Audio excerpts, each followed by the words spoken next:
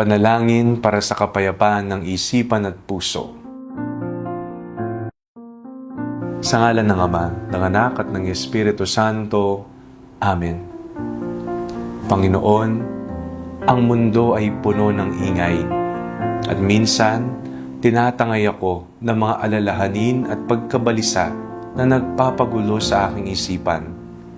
Ngayong gabi, inilalapag ko po sa inyong paanan ang lahat ng aking mga pangamba, pagod at takot.